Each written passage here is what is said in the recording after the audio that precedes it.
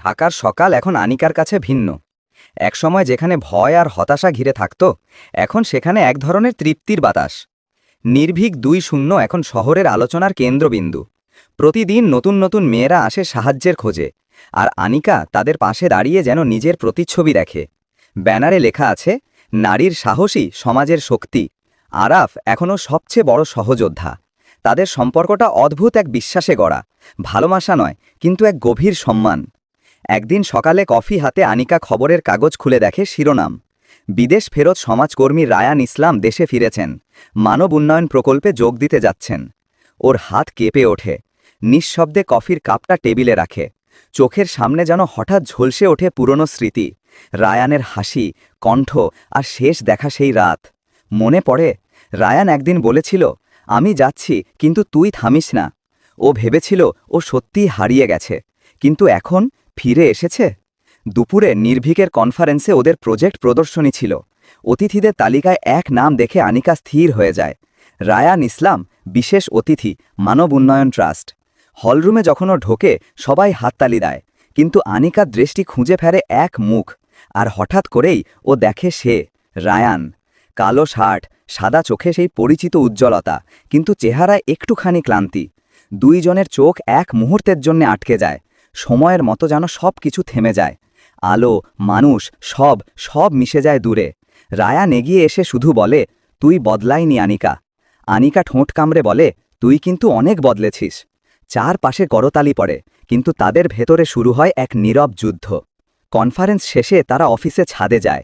রাতের আলোয় শহরটা ঝলমল করছে, বাতাসে বৃষ্টি আসার গন্ধ। রায়ান বলে, তুই অনেক দূর চলে গেছিস আনিকা। হ্যাঁ, কারণ পেছনে তাকানোর সময় ছিল না। আমি ভুল করেছিলাম জানি, কিন্তু আমি ফিরে এসেছি, কারণ এখন বুঝেছি তুই যা করছিস সেটাই আমারও স্বপ্ন ছিল। আনিকার মুখে এক মুহূর্তের নীরবতা। স্বপ্ন ভাগাভাগি হয় না রায়ান, কেউ না কেউ মাঝপথে ফেলে চলে যায়, যেমন তুই গেছিলি। রায়ান নিচের দিকে তাকায়, চোখে অনুতাপ। আমি ভেবেছিলাম তুই আমার ছাড়াই বেশি শক্তিশালী হয়ে উঠবি। আমি হয়েছি, কিন্তু একা।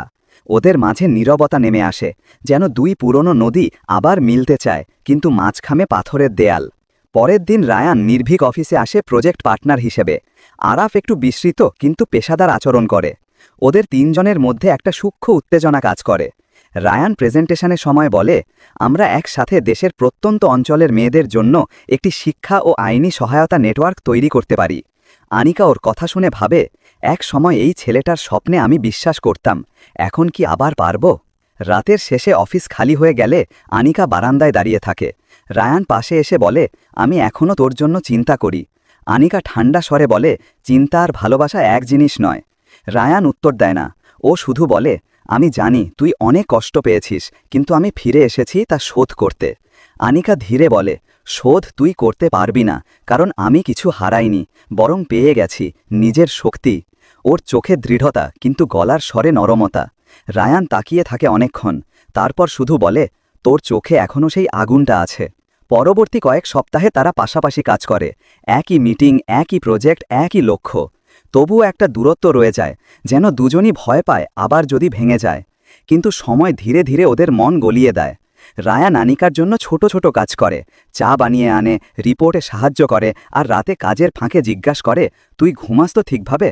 ওর এই যত্নে আনিকার ভেতরের বরফটা একটু একটু করে গলে যায়। তবুও ও ভাবে, ভালোবাসা মানে শুধু ফিরে আসা নয়, বিশ্বাস ফিরে পাওয়া। একদিন হঠাৎ এক সাংবাদিক খবর প্রকাশ করে, রায়ান ইসলাম বিদেশে রাজনৈতিক আশ্রয় নিয়েছিলেন, এখন দেশে ফিরে এনজিওর মাধ্যমে প্রভাব বিস্তার করছেন। আনিকার অফিসে হইচই পড়ে যায়। মিডিয়া ফোন করছে, প্রশ্ন করছে, রায়ান কি সত্যিই অভিযুক্ত? আনিকা হতভম্ব।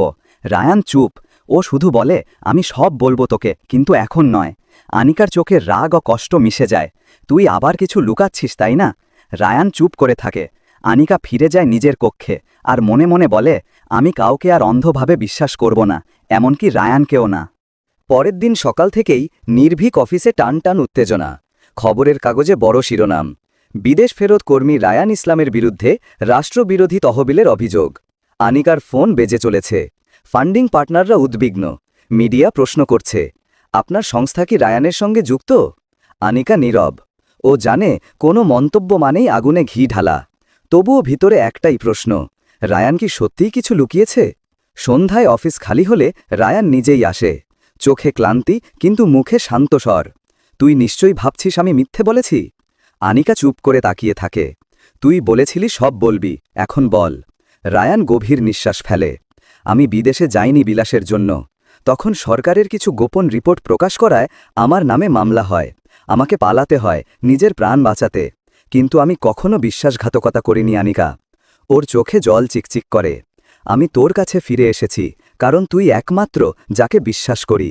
আনিকা অনেকক্ষণ চুপ থেকে বলে, বিশ্বাস অর্জন করতে সময় লাগে রায়ান। আমি তোর কথা বিশ্বাস করব, কিন্তু প্রমাণ চাই। রায়ান মাথা নাড়ে। ঠিক আছে, আমি সব দেখাবো। সেই রাতেই অফিসে কেউ ঢুকে নির্ভীকের সার্ভারে হ্যাক করে সব ডেটা মুছে দেয়। সিসিটিভিতে দেখা যায় দুইজন মুখোশধারী লোক। তারা ফাইল চুরি করে পালায়।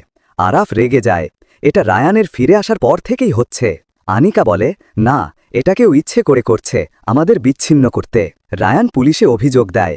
কিন্তু তদন্তের মাঝেই আবার মিডিয়ায় খবর আসে, নির্ভীক সংস্থার ভেতরে রাজনৈতিক অনুপ্রবেশ। পুরো অফিস যেন স্তব্ধ হয়ে যায়। ওর কর্মীরা ভয় পায়, কেউ কেউ চাকরি ছাড়ার কথা বলে। তখন আনিকা সোজা দাঁড়িয়ে বলে, তোমরা চাইলে চলে যেতে পারো, কিন্তু আমি থামব না, কারণ আমাদের লড়াই সত্যের। রায়ান চুপচাপ দাঁড়িয়ে থাকে। ওর চোখে গর্বের ঝিলিক। এই জন্যই আমি ফিরেছি আনিকা, তুই ভয় পাস না। কয়েকদিন পর রায়ান আনিকাকে নিয়ে যায় এক গোপন স্থানে, এক পুরনো অফিস যেখানে ওর সংরক্ষিত কাগজপত্র রয়েছে। সেখানে সব রিপোর্ট, ইমেল আর সরকারি ডকুমেন্ট দেখায়, যা প্রমাণ করে ওর বিরুদ্ধে মামলা ছিল রাজনৈতিক ষড়যন্ত্র। আনিকার চোখে ভরে ওঠে বিস্ময় ও সহানুভূতি। তুই তো তখন ভীষণ একা ছিলি। হ্যাঁ, রায়ান হেসে বলে, কিন্তু তুই তখনও আমার সাহস ছিলি। দুজনের চোখে চোখ পড়ে। বাতাসে এক অদ্ভুত নীরবতা। রায়ান বলে, তুই এখনও আমাকে ভালোবাসিস? আনিকা কিছু বলে না। ওর ঠোঁট কাঁপে, চোখে অশ্রু গড়িয়ে পড়ে। ভালোবাসা শেষ হয় না রায়ান, শুধু সময়ের মধ্যে হারিয়ে যায়। রায়ান ধীরে বলে, তাহলে খুঁজে নে, আমি এখানেই আছি। ওর হাত বাড়িয়ে দেয়, আর আনিকা এবার হাত ছাড়ে না।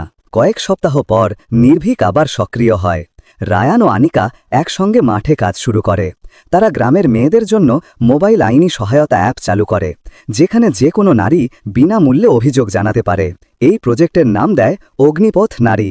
মিডিয়া এবার প্রশংসায় ভরে যায়। যে সমাজ একসময় ওদের বিরুদ্ধে গুজব ছড়িয়েছিল, এখন বলে, এই দুই মানুষই দেখিয়ে দিয়েছে, আগুন শুধু পোড়ায় না, আলোকিতও করে। এক সন্ধ্যায় তারা দুজন নদীর ধারে যায়। সূর্য ডুবছে, বাতাসে হালকা শীত। রায়ান বলে, তুই জানিস আমি কতবার তোর কথা ভেবেছি? আনিকা মৃদু হেসে বলে, তোর কথা ভাবা থামানো যায়?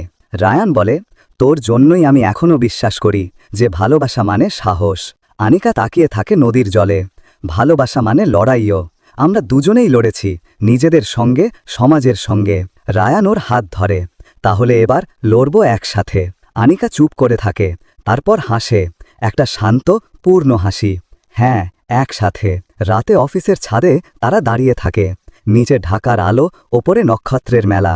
রায়ান বলে, তুই জানিস তুই এখন শুধু আনিকা না, তুই একটা প্রতীক। আনিকা বলে, প্রতীক হতে চাই না, মানুষ থাকতে চাই। রায়ান বলে, মানুষই তো পরিবর্তন আনে।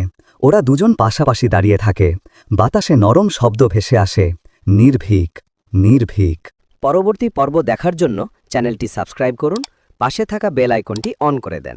এই ভিডিও ডেসক্রিপশনে আগের পর্বের ভিডিও লিংক দেওয়া আছে, সেখান থেকে দেখে নিতে পারবেন।